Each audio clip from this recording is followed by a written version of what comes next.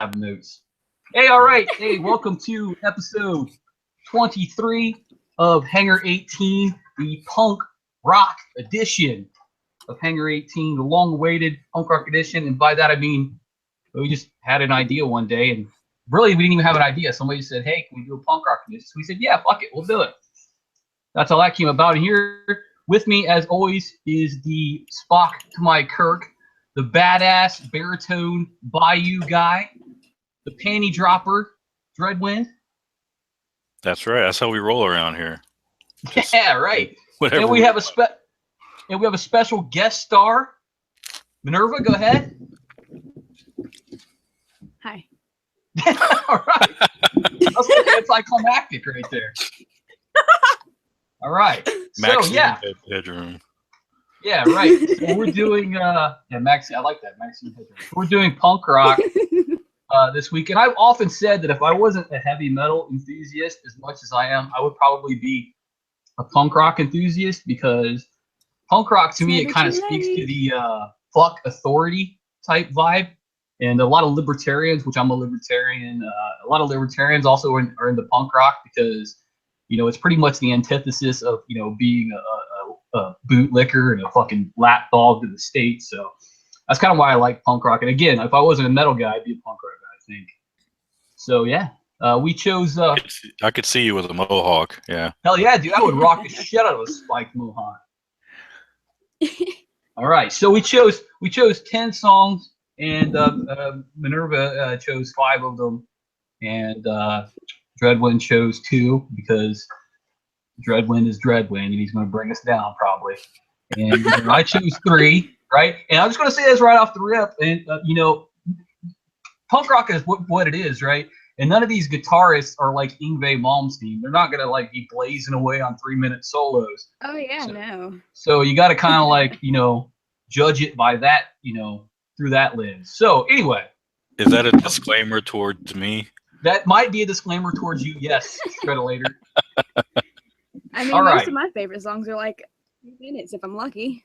Right. Yeah. See, that's the thing is when I was coming home today, I was like, oh shit, I got to listen to these songs. But I was like, oh yeah, they're punk rock. It'll take me like a half hour tops to listen to all of them. So, all right, we're going to talk about heavy metal news like we always talk about. Or we'll talk about punk news, whichever you want. But I've got a story here that'll turn your ear.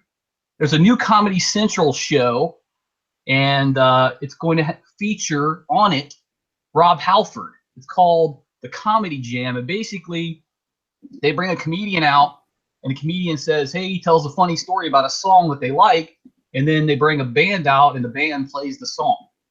I think that's pretty cool, right? And they got Rob Halford, they got Sebastian Bach. They got Phil Collin from Def Leppard, and they got Screechy Fuckface from Linkin Park, whatever his name is, Chester Fester Molester, whatever the fuck his chops is.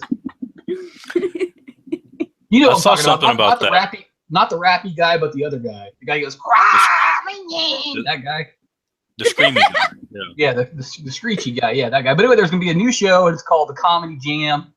And it's got Jim Brewer on it too, so it should be pretty good, because Jim Brewer is pretty funny. He does a spot-on impersonation of Metallica, I think. He does an awesome AC/DC. Yeah, that too. Oh, so is that's that my guy? that guy. Yeah. That's my bit of heavy metal news. What do you got for us, Dreadwind? See, I saw something about that, and what I read about it was it says something about how musicians and celebrities were going to do a song together. So I don't know how that works, but I would like to see a similar setup with musicians like Rob Halford and stuff like that, doing songs with like not celebrities, just everyday people. Oh, that would be cool. Yeah. That would be a cool show. Yeah. Yeah, you know what? One time I saw there was I forget what kind of special it was, but there was some kind of heavy metal special. Metallica was doing like a 5-song set, and they did For Whom the Bell Tolls. And they just pulled this random guy out of the audience and said, "All right, you're going to do vocals." Yeah. Like, what a lucky fuck. Yeah, that'd be great, just to get like everyday musicians, you know, that aren't famous, What are you and trying get them to up on like, stage. You're trying to throw your hat in the ring, aren't you? Maybe. You'll be up there with Sabaton. I'm up. But I would rather see that than see, you know, some celebrity get up with a musician and do. Yeah, I you know, agree. I'd rather I hate see celebrities a normal person and rock out with their heroes. That'd be awesome. Yeah. So what do you have for us there, Dread? Okay, so my news. If you haven't Suicidal Tendencies recently put out a new album at the end of last year. Sweet. And they are currently on tour, so you can go check them out on tour with former Slayer drummer Dave Lombardo. I was just about to say, don't they have a really awesome drummer now? Yeah, they have a really awesome drummer. Dave Lombardo is playing drums for them right now. And the singer Mike, I don't know how I pronounce the last name, Muir? Yeah, I don't know either. Yeah, I think it's Muir. Something like that. Yeah, whatever his last name is. Anyway, he recently paid tribute on his, I guess, Facebook page to the late actor Bill Paxton, who recently passed away.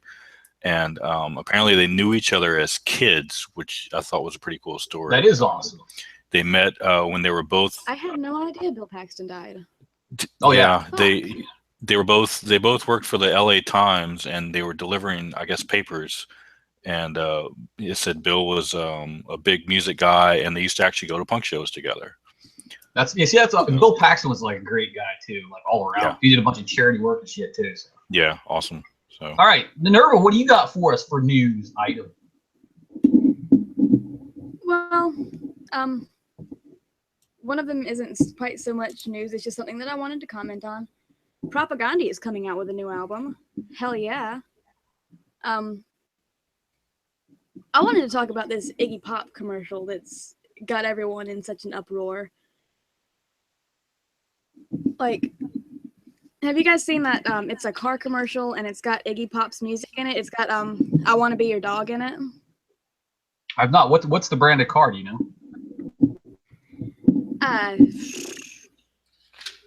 It's one of those ugly soccer mom cars. Subaru? Something like that, yeah. What's the uproar about? People are getting all like pissy and calling Iggy a sellout because his song is in that commercial. And my first thought when I heard it was oil. I will admit. But and this is made him of oh god, what is his name?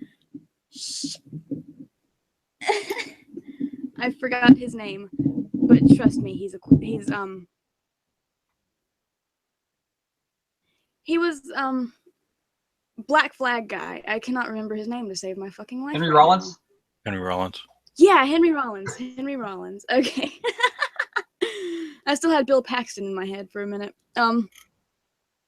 He made a video and he was talking about it, and I very much agree with him that it's not a bad thing. That means that there's still a market for Iggy Pop. That means that Iggy Pop is still relevant.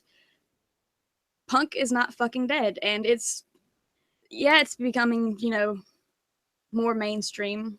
Oh, I get what you're saying. So you're saying that the uproar is about that they put a punk song, which is supposed to be kind of underground, in like a mainstream commercial for the sell shit. Like, oh, Iggy Pop, go fuck yourself. You sold out, you piece of shit.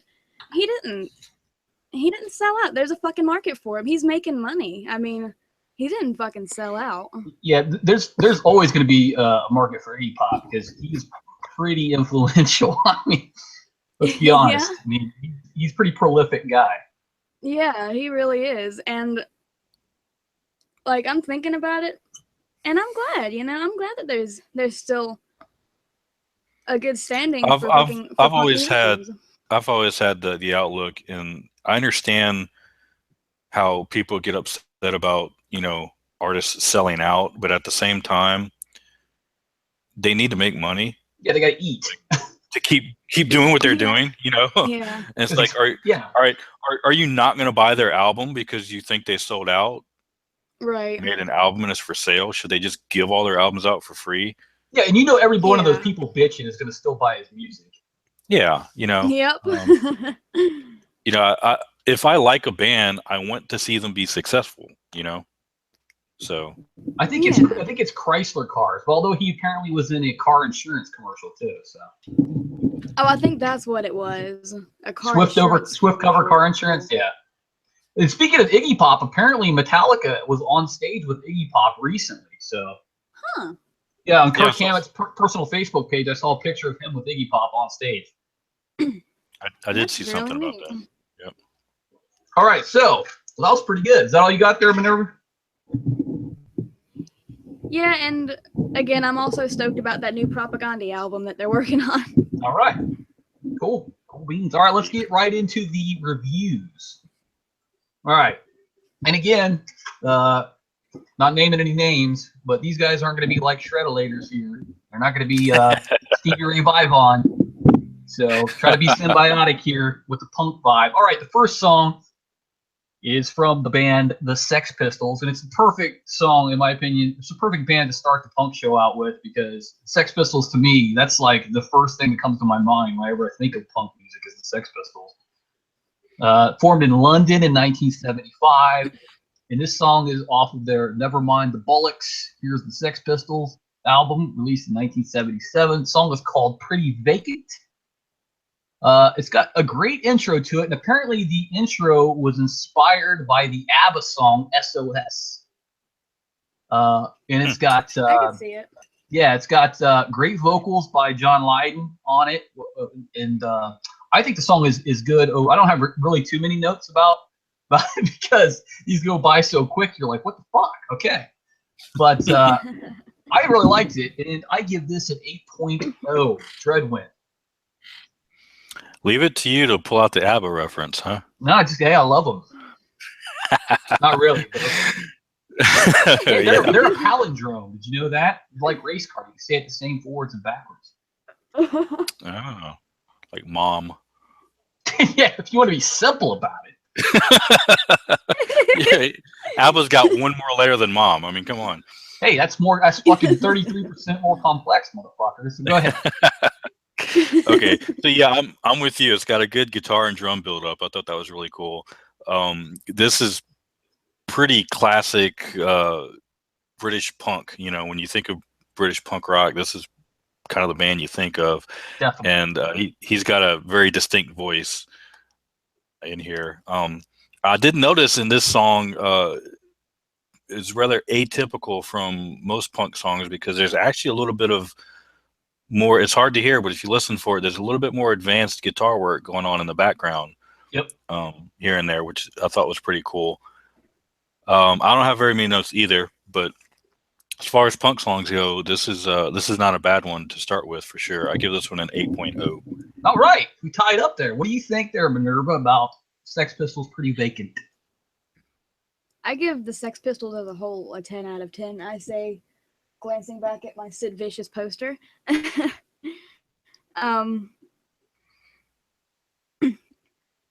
I love so much. My mom used to listen to the Sex Pistols a whole lot. And I had actually never heard that specific. I've never heard Pretty Vacant until recently, like within the past like year or so. And I absolutely love it. It's fan-fucking-tastic. And out of 10. How much did you give it? 10 out of 10. 10 out of 10. All right. Perfect 10 score. out of 10. All right. So now we're going to move on to our next song, which is Joan. Who picked this? Joan Jett, Bad Reputation. It was me. You picked Joan Jett, Bad Reputation. Here's the thing. It's Joan Jett. This is the title track off of a 1981 like single, I guess. It's got a great sound effect opening where you hear this like, it's almost, I don't know what the fuck it is. It's almost like a 1950s like computer sound, I guess. I love that. Yeah. The song's got a great structure to it. Joan Jett is hot. I'm sorry, but even like I saw her like 2 years ago in concert. I saw her at a fair, and she was still hot. I'm like, holy shit! How old are you, and you're still smoking hot? The song has got a great breakdown to it. In 2009, this song was actually voted the 29th best hard rock song of all time by VH1.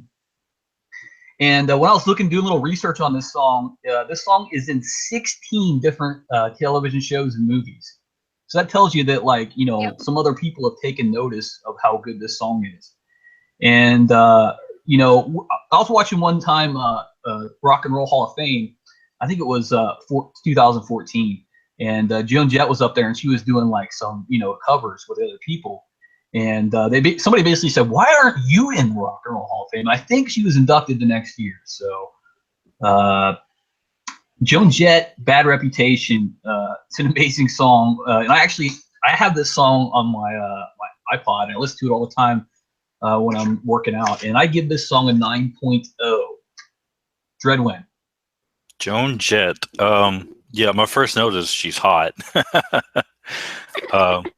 She is. I'm sorry, Definitely. and she's got full of attitude. Definitely. I mean, the song, the video, her look, just everything is full of attitude, which just totally adds to everything. And of course, Joan Jett. This particular video is kind of about like how she originally approached the record companies and nobody wanted her. They thought she was, sounding like Bad crap. Reputation.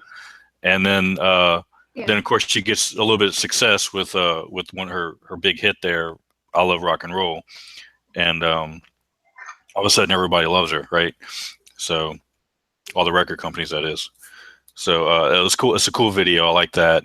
And she of course got her start in the Runaways, which also featured fellow guitar player Lita Ford. Yep. In that band, later came out.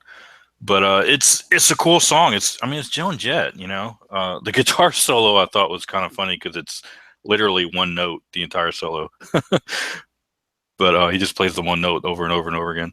But other than that, it's a cool song. Given an 8.5. All right. What did you think about Joan Jett, "Bad Reputation" there, Minerva? Joan Jett's awesome. She's a badass bitch. There's no ifs, ands, or buts about it. I love every song that I've heard from Joan Jett, including this one. Yeah, I think that like the reason nobody wanted Joan Jett was because of her time with the Runaways. And I can't remember the singer for the Runaways. I can't remember her name to save my life. Sherry or something like that.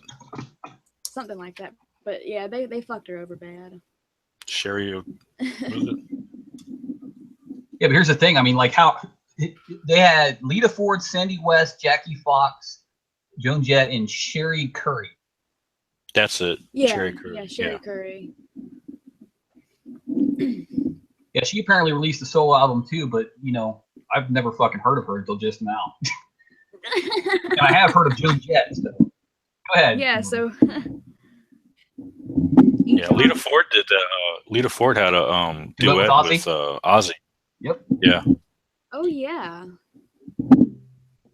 So what else about Joan? Hear this song here, Minerva? Go ahead.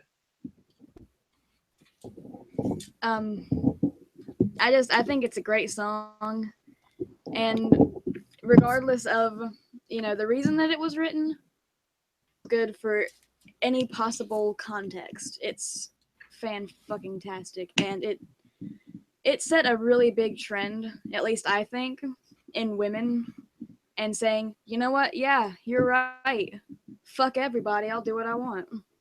Yeah, definitely. So what did you rate it? I don't give I rate it half. 9.5. All right. Nice. Yeah. Okay. All right. Our next song is by a little-known band called The Misfits, formed in Lodi, New Jersey, 1977. And this is from the 1982 album Walk Among Us. And this they said it's their debut album, but it seems they had fucking 5 years between forming and their debut album. That's crazy. And this one's got Danzig on it, right? So already that's a point in its favor. It's got a very classic Misfits sound. Very classic Misfits sound. I mean, it's like interchangeable with like TV Casualty or whatever, right? So I thought it was great. Danzig was strong on the vocals, I think. Sometimes he gets a little like croony in his Danzig stuff. He gets a little croony, but he definitely is not when he's with the Misfits. You can hear Jerry only on his bass pretty good on this song. I mean, and I like it when you can hear the bass, and that's That's like pretty Yeah. rare for punk songs, especially a bass. It's like, what's that? Right? And it's got a great drum ending to it. There's like a little like drum flourish at the end, which I thought was pretty good. The song "Skulls" is the name of the song, which I don't think I've ever said it yet. But I think it's a pretty good song overall. I'm a big Misfits fan anyway. I mean, Jesus Christ, their logo is a skull, so that's already, and their song was called Skulls. So I give it an 8.0. Dreadwind. Did you pick this, Dreadwind? Yes, I picked this I one. was gonna say I thought I mixed them up a little bit. Go ahead. Yeah, this one I picked. I believe they had a few EPs and singles prior to this one. That's probably what it is. This was their first like actual full length album. This is an awesome album, by the way. I'll never forget the first time I heard Misfits. Growing up in South Louisiana, we have Mardi Gras parades, and one of the things I used to do as a kid, with teenager probably, my cousin and I would, before the parade starts, everybody's lined up along the parade route, and of course everybody just kind of walks up and down the parade route, see who's there, if you see friends or whatnot.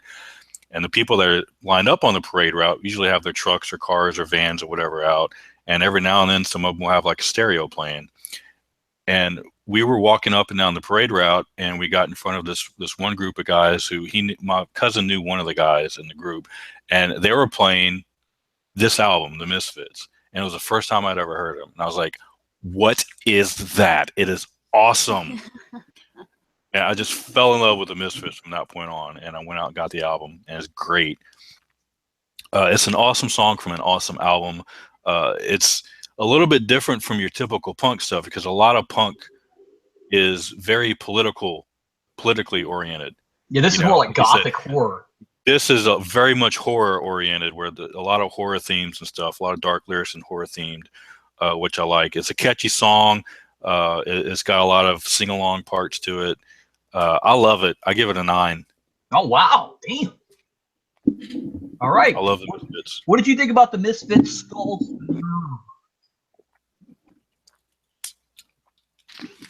I mean, you guys about summed it up. It's a fucking fantastic song. Great vocals, great lyrics, great fucking music. The bass and the drums are fucking fantastic. Danzig. Right. You know, I dressed up as Jerry Only. I mean, not Jerry Only. Fuck, I don't really care for Jerry Only. I dressed up as Doyle for Halloween, and I saw that. You look spot on. Thank you. And I posted the picture, and fucking actual Doyle liked it on Instagram. Oh wow, that's awesome! So oh, cool. That's cool. I was fucking hyped for days about that. I would be too. So, what did you rate the song? I give it a hacked off head out of 10. I don't like that. All right, I don't think we've ever had that unit of measure. We'll take it. Nice. All right, so in the way I mixed it up, we kind of just so happened that we have 2 Misfits songs in a row. So the Misfits are still from Lodi, New Jersey, 1977. And this song is actually, I was going to pick this one for the punk show, but somebody kind of beat me to the punch. Die, Die, My Darling, and this is from Earth AD. And first of all, this song, among other Misfits songs, has been covered by Metallica, right? It was covered by Metallica on Garage Incorporated. I mean, they've also done Green Hell and One Last Caress. Yep. So they definitely are fans. That's what I'm saying. So punk and metal kind of overlap a little bit, I think. Also, Cliff Burton, while he was alive, was the only member at the time to have a tattoo, and his tattoo was a Misfit skull. Right, and you can also see him a lot of times in that Misfit skull shirt too. Yep. This was the song was released after the band's breakup, which I thought that was pretty interesting. It's got a great opening song to it. Glenn's voice, he sounds pretty tortured in it, I think. It's got a great chorus to it, right? Just don't utter a single word, just die. I love that, right? I love this song in general. I mean, I think I can't really hear it without hearing it the Metallica way, right? Because I mean, Metallica, they I don't know, they have better production. Let's just put it that way. but like the original is great too. So I give it a 9.0. Dreadwind, what did you think? Yep. My only knock on this song, because I love it too. I'm with you. My only knock is the production quality. It's so bad on this one. It's actually hard to hear his vocals, and Yeah, definitely. Glenn's got such a distinct voice to begin with, but you want to hear it. And there's this weird beeping noise in the background of the entire song. I don't know what that was. R2D2. It was very distracting. The song is great. It's just the recording and the production really stinks on it. But that's the only reason I knocked it a little bit. It's still an 8.5 for me because it's just an awesome song. Isn't Glenn Danzig from Texas? No. You sure he's not from Texas? Pretty sure he's from New Jersey. I'm gonna look that up because that sounds wrong. But anyway, I was just wondering what the fuck you'd be doing in New Jersey. They definitely, I don't know. All right, fuck it. Maybe I'm wrong. I don't know. I'm gonna look it up. But Minerva, what did you think about "Die, Die, My Darling"? Which I think this is one of your choices, right? Yep. And I saw Skulls on the list, and I was like, wait, did I put that one in there or no? But I love it. It's very much a classic. It's if you have never been a Misfits fan, but you have never heard the song, then go fucking sit on it, man.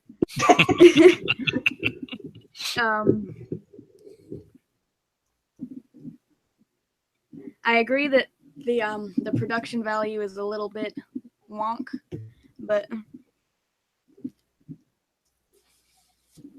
it's still a great song nonetheless. And again, fucking Danzig. And I want to comment on. I love so much how many covers of the Danzig era Misfits Metallica did, and how much the Graves era Misfits stole from Metallica. Yeah, man. Oh my god. It's fucking ridiculous. But I give this song a 10 out of 10. 10 out of 10. All right, so we were pretty much like this one. But I just want to say one thing about Glenn Danzig, right? Like when I met my wife, right? Like she and I both were really big into comic books for a long time, right? And when we were still just dating, she was like, "Hey, check out this, right?" And she hands me this comic book, and on the front of the comic book, there's this demon chick with like demon wings and demon horns, and like she has gigantic titties, right? And the comic book, right, was Satanica, right? Written by Glenn Danzig, right? And here's the best part about it. Nice. She had it signed by Glenn Danzig. Wow. Yeah, apparently he made there's a comic book store in town here called the Laughing Ogre. She apparently went there. And she said there was like 10 people in line. She walked up there and got it signed by him. That's fucking awesome. That's cool. So yeah. And also I remember the rumors that he was going to play Wolverine. Remember that? I remember that, yeah. Because I don't think the rumors. I don't think there were any truth to the rumors. I think it was just that people wanted him to because he looked so much like Wolverine. Right. You ever seen a picture of him? Go ahead. I was gonna say, you ever seen the picture of him where he's carrying like the cat chow and the cat litter, and he's got the Glenn Danzig shirt on. That's fucking awesome. And then it said something like, "I got something to say. I fed my kitties today." Exactly that. Yes. Nice. All right. So we liked that song. Moving on to our next one. This one's from the Dead Kennedys, which that's a pretty provocative name for a band there. Formed in San Francisco in 1978, which that's a great year. I'm going to say why. That's a fucking awesome year. Anyway, the song is called Nazi Punks Fuck Off. And the album is In God We Trust, released 1981. And this song was covered by Napalm Death right there. So that's what I'm saying. Heavy metal and punk have a lot of crossover. Yeah. Napalm Death, like if you ever heard them, they're like way hardcore death metal, right? Yeah. You guys are into metal, right? So, do y'all know Darkest Hour? I've heard of Darkest Hour, yeah. Mm-hmm. It's Heard of 'em. melodic death metal. They covered it too. Oh, did okay, all right. Didn't see that, but yeah, all right. Isn't Napalm Death? Isn't Napalm Death the band that was in the Jim Carrey movie? I think so. Yes. Yeah. Or no, it wasn't a Jim Carrey movie. He was on a talk show and he No, like did it was- an imitation of Napalm. There's a band in the first Ace Ventura movie. He goes to a club and there's a death metal band playing. Oh, I've never seen the Ace Ventura movies, and now I never will because think it Jim is Carrey Napalm Death. apparently is a douchebag. I think I think Napalm Death is the actual band that's in the movie. But anyway, go ahead. All right. So anyway, this particular song was in the 2015 film Green Room, and the only really notes I have about the song itself is the lyrics equal win. Yeah.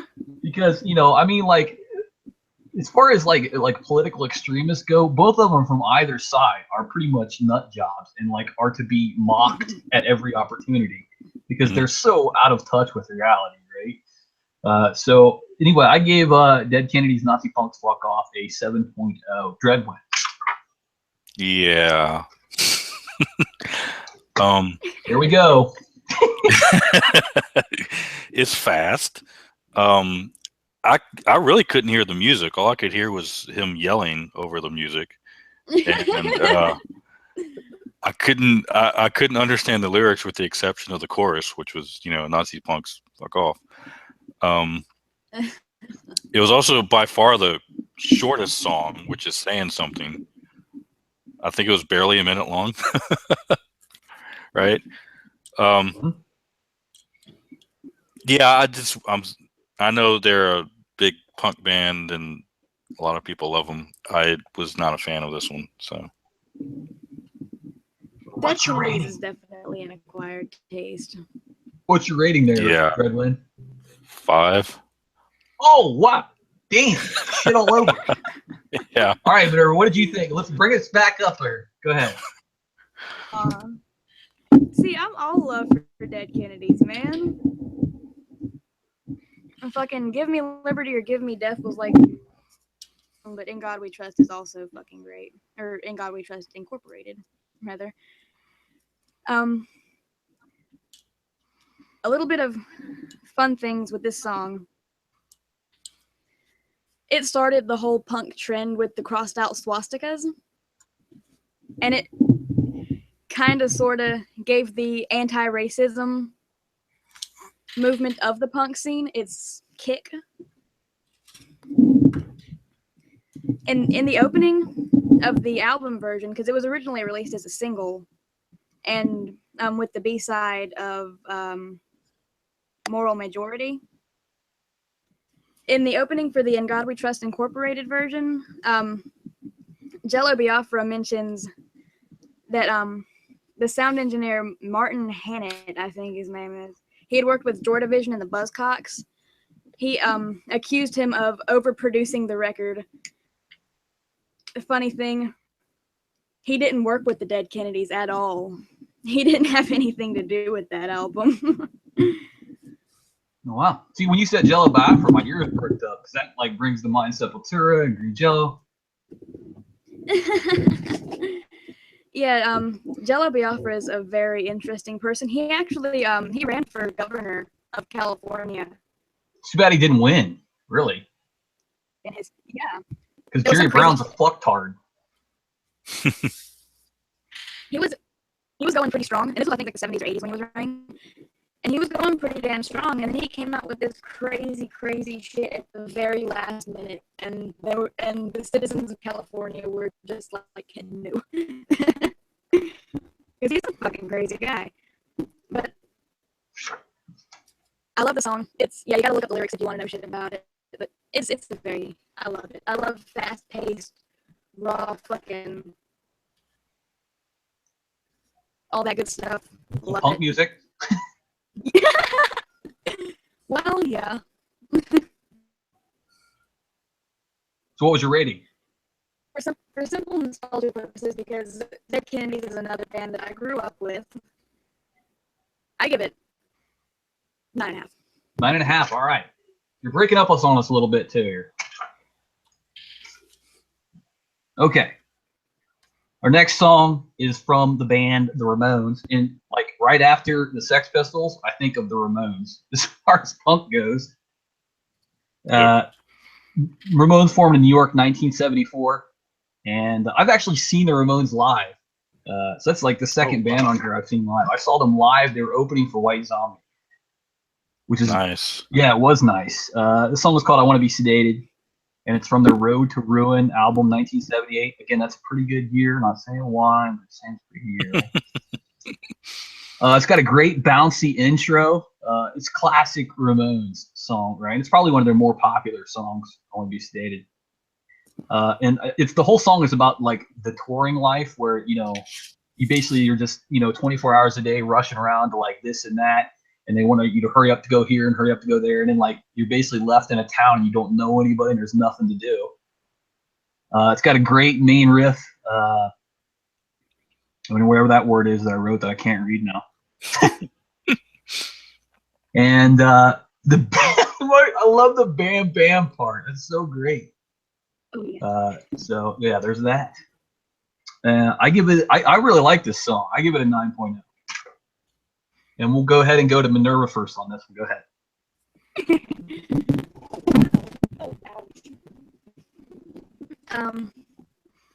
The Ramones are fantastic. One thing that I will knock the Ramones for, they are one of the most fucking influential, pivotal American punk bands.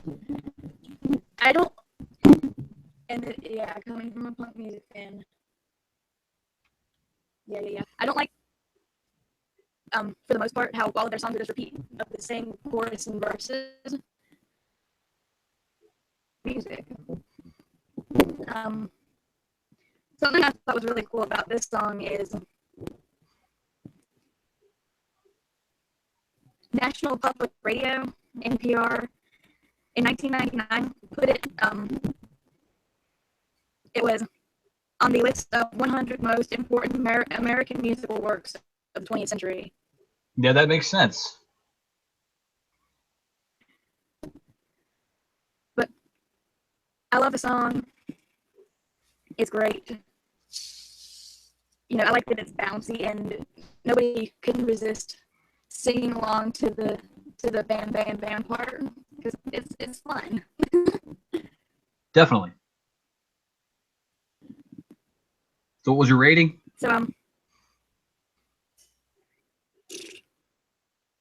8. An 8. All right. Wow. She rated one lower than me. All right, Dreadwin. Was this your choice, Dreadwin? Yes, this was my other choice. All right. He picked 2 because he's such like a fucking hard worker for the show. All the other ones have been picked. You only gave me 2 spots, man. No, I like Ramones. While most punk bands are very politically infused and very ragey, the Ramones are not. They're Definitely a lot more laid back party type of vibe, you know. And this song is a perfect example of that because it's got that bouncing. In fact, that's exactly what I wrote. Is what you said: classic, bouncy, you know, catchy rhythm feel to it. And one thing I noticed too is only the Ramones could take like a 2.5-minute song and make it feel like a 4-minute song. Yeah, it definitely does. Yeah. You know, it feels a lot longer than what it is. I'm not sure how they do that, but yeah. And once again, we have the one-note guitar solo. he just plays one note for a couple measures, and that's it. But you know, punk in general, punk music is not a very difficult style of music to physically play, but it's at the same time it's not easy to do it well. Right. You know what I mean? Exactly. Not everybody can write a good punk song. So while it's not the most technically difficult thing to do, it's not something that anybody can just jump in and just, you know, write a good punk song. The Ramones have a ton of good punk songs. I mean, their greatest hits album is amazing, and you know, 30 minutes and you've gone through 30 songs. Which is right. funny. I'm forced to agree with that. I love this song. I give this one a 9. A 9, 2 9s. All right. Yeah. Uh-huh. I like the Okay. Ramones. 2 9s and an 8, I think, was Minerva's. I think so. I think we're good on Yeah. that. Now who's All right. bringing us down? Huh? I know. What the fuck? That's Red Wind's show. All right. So our next song, and I'm going to admit it right now, right? I like Billy Idol, right? I know I'm a metalhead and everything, but Billy Idol, I mean, first of all, the guy can sing, right? He really can sing. And secondly, like, as far as musicians go, like, you can tell when you hear him talk that he actually cares about music. That's important to me, right? He was formerly in the band Generation X. He started a solo career in 1981. This is from his self-titled debut album. I think it's a debut album. 1982. I think it was an EP. Was it an EP? Okay. I think so. I know it's called Billy Idol. So the video is like, it's just 1980s. The video, it could not be any more 1980s. I mean, like, even the zombies are like 80s zombies, right? Which are great. Yeah. Get He's more got 80s unless Michael Jackson was in it. Right, yeah, right. Right, So, right. I mean, you sound a lot better now too, by the way. First of all, Billy has a strong voice, which he really does. I mean, there's no denying that the man can sing, and granted, he's not like Rob Flynn or James Hetfield or Max Cavalera, but I mean, I think you could drop him into a metal band and he'd do okay, really. He's got the classic Billy Idol lip curl going. He does. You say that. I want to say he did a song with Tony Iommi. He did do a song with Tony Iommi. It's on I believe the first Iommi album. Where he had a bunch of guest musicians singing with him. Yep. The second one he just did one guy from was from a Black Sabbath singer, but the first one he did a whole bunch of singers. Like he had Henry Rollins in there. Peter Steele. Right. Yeah, he had a bunch of them. So notice how we just easily tangent into metal. The song has got a great breakdown to it, and I really like the end part where he's doing the sweat part. He's like covered in sweat, which I'm sure was like from a water spray bottle he just sprayed on him, because no way he got that sweaty up there.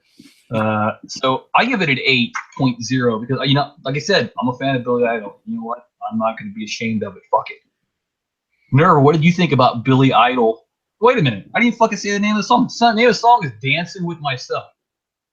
Right? And also, every time I think of Billy Idol, I think of the song where he has the chick that comes into the house and she's dancing around on the bed. Cradle of Love. Yeah, because I don't even know what the song's about, because every time I see that, I just like get mesmerized by the chick in the bed. But anyway, Nerve, what did you think? Billy Idol, Dancing With Myself. Oh my God, Billy Idol. Billy Idol is as gorgeous to me as Joan Jett is to both of you. Oh, okay, it's pretty hot. Billy Idol was my first crush. Like, actually, I saw the video for Eyes Without a Face TV one day, and I was like, I don't know, maybe 9 or 10, and I was in love at that point. Yeah, he was like my third or fourth crush. Go ahead.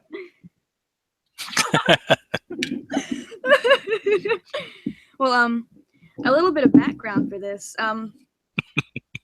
It was written during the Generation X days, and they actually recorded, like, the very first recording of it was done by Generation X, but it wasn't put out until Billy Idol did his solo stuff.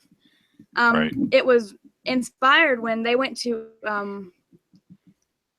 national tour in Tokyo. They went into a disco club and saw a whole bunch of, young Japanese people dancing with their reflection in the mirrors on the walls rather than with each other. Oh, wow, that was pretty interesting. That is pretty interesting. I love it. It's the perfect song to get hyped up with, and makes you want to get up and do stuff and move around, and it's great. And Billy Idol's beautiful. Gift to the earth.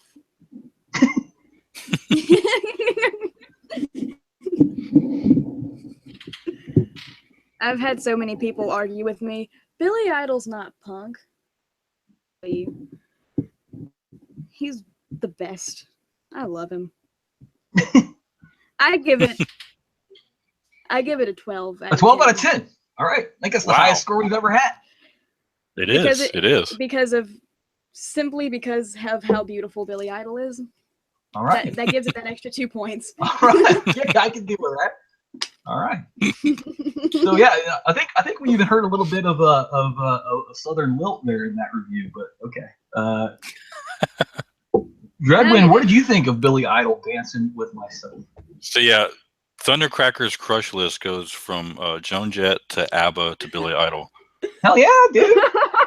I just cast a wide net, motherfucker. It's not a bad list. Damn. Okay, so Also yeah, like I'm a Blondie. fan of Billy Idol too. I'm with you there, Blondie. Yeah. Oh yeah. Call me, right? Debbie Harry. Yep. She could call me any Hey, day. you know what? I just watched a Tales from the Dark Side movie, and she was in it. Nice. Really? Yeah, there's a like a it's called Audience Channel. Oh yeah. Yeah, the Tales from the Dark Side, and like she had done voodoo on somebody, and she had to have her mom like catch a moth out of her mouth. And that's not the one I saw. The one I saw, she had this kid like chained up in her kitchen, and she was getting the fire ready. She was gonna cook him for a dinner party, and then the kid starts reading her stories, and at each story he reads, they switch to like a little short film story, and then it comes back to him, and she's chopping up vegetables, and she's getting ready to cook them. So it's like I was gonna say before I got interrupted before you interrupted my interruption. There's a channel that I have called the Audience Channel, and what they do is they take like artists and they'll play they'll play a little concert, and in between every song they cut to like an interview with the artist. And I'll just flip through channels one day. I saw this chick, and she was wearing this shirt, and the shirt had like no middle part to it, right? So like you could see both inside of her side boobs, right? I was like, whoa, what is this? So I had to stop and watch it. And that's like changed my whole outlook for the day. Oh yeah, when it was Blondie, that's the whole thing. So anyway, go ahead. Okay, so back to a different Blondie, Billy Idol. Segue, perfect. Here's another one with another iconic voice, and this one is another bouncy, catchy tune. I'm with you. I like Billy Idol also. I believe this was actually a remix of the original Generation X song. I'm not sure if it was a completely new recording or not, but I know later on he would get Steve Stevens to play guitar for him, but I think this was before he got Steve. Got a whopping 4 notes in the guitar solo this time. I mean, wow, these guys are really, really pushing it this time. Pushing the envelope. That's 400% more than the other. I'm telling you. But yeah, it's definitely the most polished sounding song of this entire list. Also, and I think that's why people say he's not punk. Probably so. Pretty prominent bass line, and it's a great song. I like it. I like Billy Idol too. 8.5. Oh wow! Damn, he outscored me on that. Okay. All right. The next song. And he broke his leg. He broke his from a motorcycle accident, and he still went on stage and performed. That's impressive, right? A cane. That's what I'm talking about. He cares about music, right? So the next song is from a band called Minor Threat, and formed in 1980 in Washington D.C. This is from a self-titled 1981 album. And this song, or this album, Minor Threat, it has like 35 songs on it, and it's like 26 minutes long. That's like, because there are a bunch of like 30-second, there are a ton of like 30-second songs on it. And just like a little background, like how I got introduced to Minor Threat. When I was a senior in high school, we had to do this project on Beowulf. And there's actually video of me dressed up as Beowulf with hunting sword, and my armor was made out of Reynolds wrap, aluminum foil. Nice. So anyway, I need to see this. All that to tell you is like at one point, like in the middle of the movie that we made, so we made a little movie about how he went to go fight Grendel's mother. We had this intermission, and the intermission we just had this like piece of paper. We wrote intermission on it, and we put a little teddy bear candle on it. And then we played a Minor Threat song, filler, which is like 30 seconds long, so it worked out perfect, right? Right. And so that's where I got introduced to Minor Threat. But after that, I got into them, and I really like them. My only deal with them is like I have them on my iPod, and when I go to like work out, like I like to like judge things based on how much working out I can get done and through the course of a song. And with like a metal song, it's no problem because they're going to be like around 4 minutes. But then you get a punk song, and it's like 30 seconds, so you don't get much done. So that was a really long soliloquy about some bullshit that nobody cares about. But at any rate, first off, the lyrics are great. In Minor Threat, they get accused of being racist, right? Because one of the songs they have on that album is called Guilty of Being White. And basically what they're saying in that song is that, they're being called guilty of things that happened 150 years before they were born. In fact, that's one of the lyrics. Guilty of things when did this album come out? 81. And it's still relevant today. Yeah, right. It is exactly right. And he says, I lynched somebody, but I don't know who. And basically he's saying, it's not my fault these things that happened like generations before I was born, right? So, and like I've often said, I don't like racism at all. Whether you're racist to a black dude or an Asian dude or a Mexican dude or a white guy, racism's racism, and fuck it, it's stupid. Doesn't accomplish anything, right? And some people today think that racism against white people is okay because they deserve it or something. And I don't know. I'm not down with it. Maybe it's because I'm a white guy and I'm butthurt by it. I don't fucking know. But at any rate, the song has got strong drums. I mean, it's a Minor Threat song, and it's Ian MacKaye. He's got a really he's got a punky voice, really punky voice. It's got a good breakdown to it, and it's very short. And I know Dreadwind's gonna shit on it, but I give it a 7.0. It's one of the ones I picked. So, Minerva, what did you think about Minor Threat? And you know what? Did I even fucking write down say the name of the song? No, you didn't. Yeah, it's called I Don't Want to Hear It. I Don't Want to Hear It. None of your bullshit. And if you listen to the song, he says that a couple times. It's like the majority of the lyrics. Minerva, what did you think? I must have overlooked it whenever he said I don't want to hear it because I was wondering what that song was called. Yeah, Don't Want to Hear It. None of your bullshit. Go ahead there, Minerva. What do you think of the song? I liked it more instrumentally than vocally. Okay. See, I've never been like on Minor Threat. I do like Minor Threat though, don't get me wrong. It's just like some of their stuff, like I Don't Want to Hear It, for example. It's not quite on par with me, Would it help if Ian MacKaye had a nice big thick mane of curly blonde hair? Perhaps.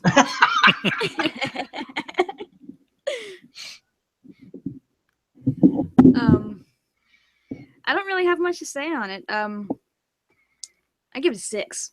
A 6, damn. All right, Dreadwind, go ahead. Okay. You're gonna break my heart, aren't you? This is a very, very short and very typical kind of a. Now this one kind of crossed over into a bit of a thrash feel. A little bit, yeah. That's why I love it.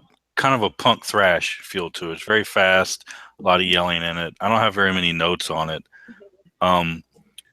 As far as punk songs go, traditional punk songs, I actually kind of like this one more so than some of the other ones. I'll be great. And I actually originally I wrote down 6.5, but after that story you talked about, I'm gonna bump it up to a 7. Oh yeah, 7 and 7. Yeah, that's like a mixed drink. I actually kind of like that one. All right, so yeah, and I had like I was just even looking up the quote from Godfather 2. You broke my heart, Fredo. I was gonna use that, but you fucking came through for me. All right, so full of surprises. The next band is another band that like gets called not punk per se by a lot of people, but I think they're punk. The Clash, and I really don't understand how people don't think they're punk. That's what that's about genre lawyers piss me off, sometimes because they get like, super picky about what's what. But anyway, the song is called I Fought the Law, and it's from the self-titled album 1977. The Clash were formed in London in 1975, and you can kind of tell they're from England because of the singing. I mean, it's pretty obvious. Let's see. This song was one of Rolling Stone's 500 songs that shaped rock and roll, which that's pretty good accolade to have there. I really like there's a part in there where he's talking about how he's shooting off a 6-gun, and then they do the drums, and they do Yeah. like 6 beats of the drum to signify shooting off the 6-gun. I thought that was pretty cool. And it's got a great crowd participation part. And I've actually seen a live video of them doing I Fought the Law. And, you know, the whole crowd's like doing the hand clap above your head thing during the I Fought the Law and Law 1 part. So, yeah, I really like it. And I chose it, so that's why I like it. The Clash has a couple of really good songs, I think. They're not, you know, Slayer. They're not bad either. So I give this song an 8.5. Minerva, what did you think? Clash, I Fought the Law. I dig it. It's a really good song, and You don't have to spare my I mean feelings. it's all around enjoyable. Yeah, I rip off his choices all the time. So if you don't like definitely. it, go ahead and rip into them. Even sparing feelings. I like the Clash.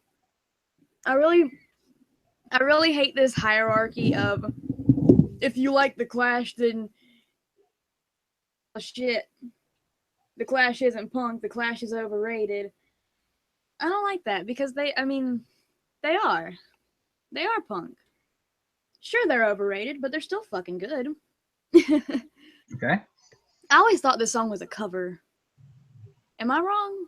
No, but I'll tell you. I bet you I know what you're thinking of, but I'll get into that when I start my review. Go ahead. Oh, right. I give it an 8. An 8. All right. See, I think this song would be a good song, like in like a Western movie, right? Oh, yeah. I mean, not like, you know, during like the, you know, the actual movie, but like maybe at the credit rolling. I think that would be pretty good. Anyway, Dreadwind, what did you think of the Clash? I Fought the Law. The Clash. This is definitely one of those songs that crossed over into mainstream. And just to add on to what Minerva was saying, you know, I really don't like these. There's this ongoing attitude of if something becomes popular, you're not allowed to like it anymore because everyone else likes it. Right. You know, whether it's good or not is regardless. They just, everybody else likes it, so I can't like it anymore. That's just stupid, you know. Yeah. Just because something's popular doesn't mean that it sucks. Just because it's popular doesn't mean it's good. Right. But it doesn't necessarily mean it sucks either. You know, Popularity does not equate to quality. That's for certain. Right. You can have a really good song that happens to become popular. It's still a good song. It doesn't make it any less good just because more people like it. So anyway, onto the song itself. It's got a really cool drum build up. It's one of their iconic songs. It's got a lot more active guitars in it than some of the other punk songs that we listed. Pretty active bass lines in it. Is he using one of those finger thingies? Finger thingies? Yeah, like the finger thing you put over your fingers to like slide down the fretboard. Oh, the slide? You know, I really don't know. I haven't looked into it. He might be. Okay. That'd be called a slide, but okay. Finger thingy. I think finger thingy is the technical term, right? Here's what you might have been thinking of, Minerva. I've always thought that John Mellencamp totally ripped these guys off when he wrote "I Fought Authority." This song came out in 1977, and Mellencamp's came out in 1983. And of course, the Clash is "I Fought the Law" and "The Law Won," and Mellencamp's song is "I Fight Authority and Authority Always Wins." Oh, totally different. Oh, yeah. Let's be honest. His name is it's John also Cena. Yeah, right. And it's got kind of a similar the chorus kind of has a similar beat to it, the way it goes, you know. So anyway, I always thought he ripped them off. So that might be what you were thinking of when you thought it was a cover. You might have heard that at one point and heard the similarity. I like this one too. I give it an 8.5. All right, damn, we're matched up again. Yeah. I thought Dreadwind was gonna be like a fucking anchor on this one, like dragging us all down. Oh. Why would I do that? Just because you're fucking prerogative. I'm just saying.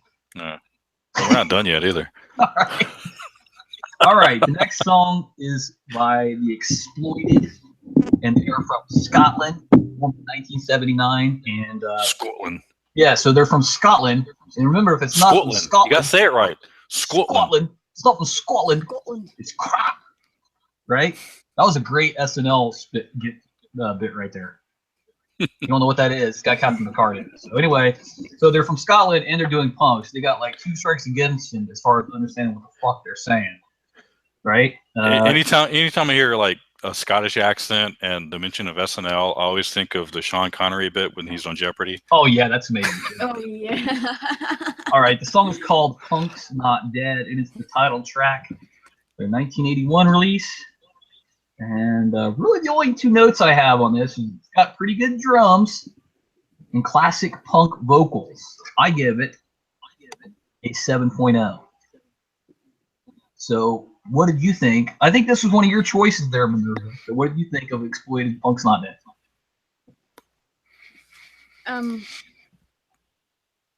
I think it gives a pretty strong message. Hint, hint. Yeah. And it's still true today. It's still relevant. Punk's not fucking dead. It's laying in a gutter somewhere, but it's not fucking dead. It's probably sleeping off a bender, I'm sure. Just passed out. Yeah.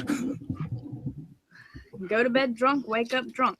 So You know, lay on the couch speaking all of that, I just day. want to That's interject what here punk really is. quick. I just watched a documentary on the Vice channel the other day about punk, right? And there are these dudes in like the Los Angeles Bay Area, and basically they just go around to people's backyards and like ask them permission, and they have these like 600, 700 people concerts with like punk bands. And they produce themselves and they manage themselves and everything. And there's like this huge scene out there, so it's definitely not.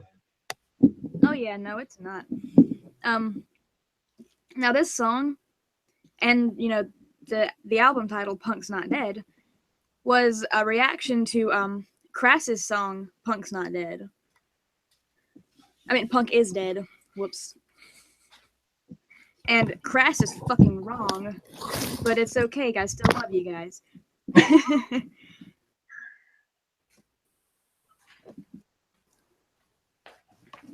I think it's a great song. It's very symbolic to the punk movement.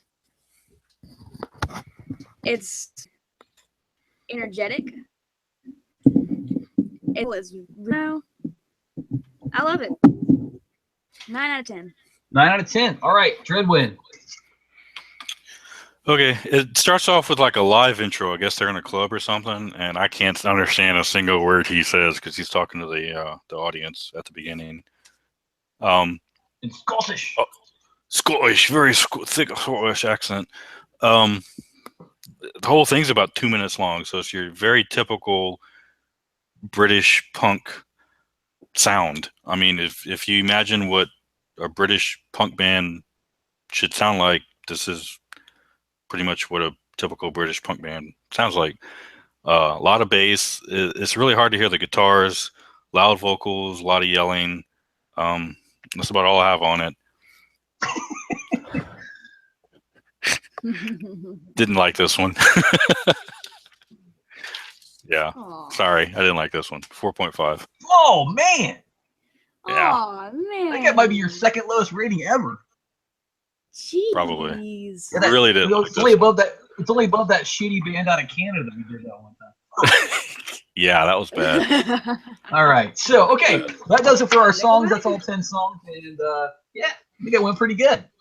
And then we're gonna go for our concert stories, and I'll go first because I forgot about that. I'm awesome.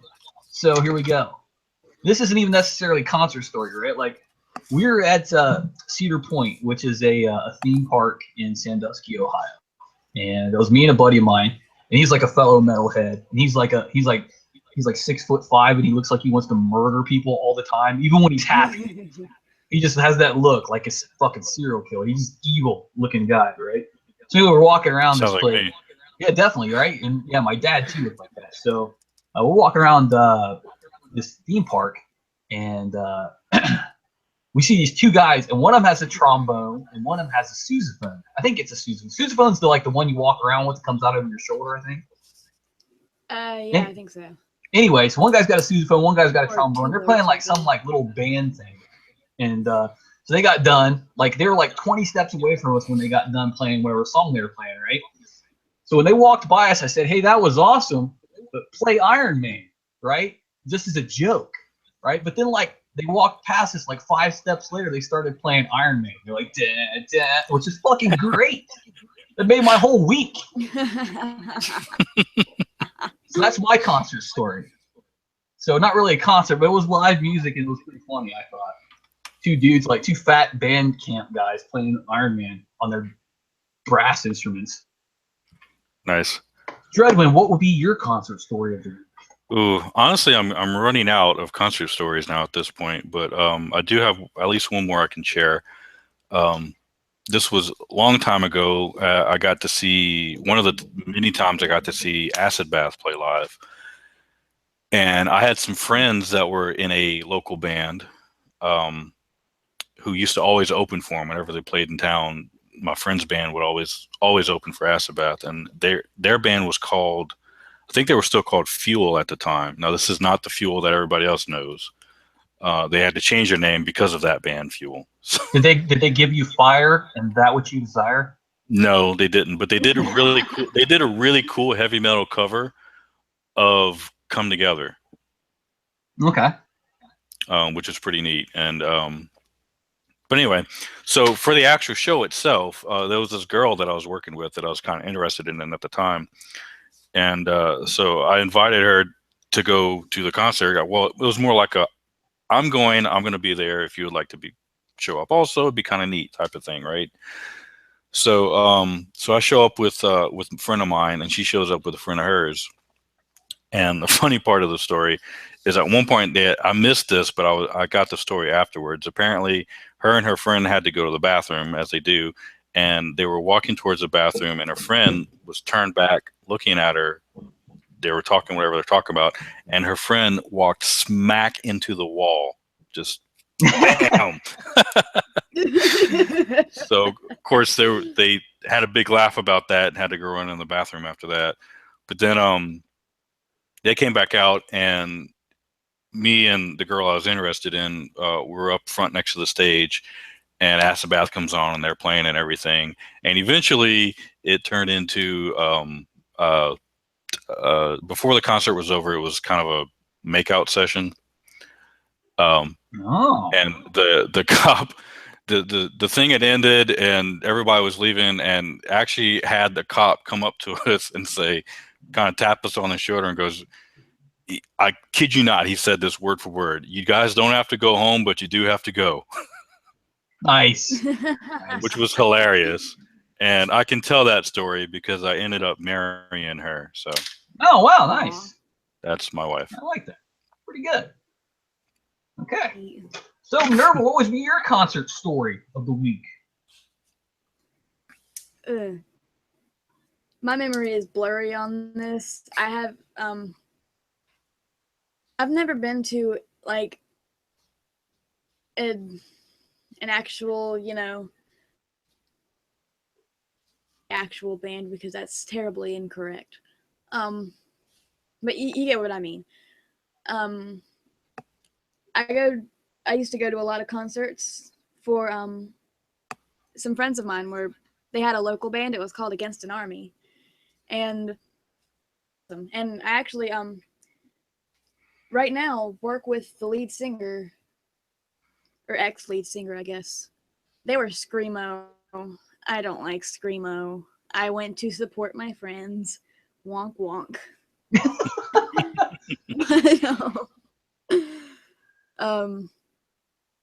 A funny story. So I only went to see them, but there was this other god awful band there. I can't remember what they were called, but Stevie members Vai, from it was some former members of Against an Army that had went and started their own band,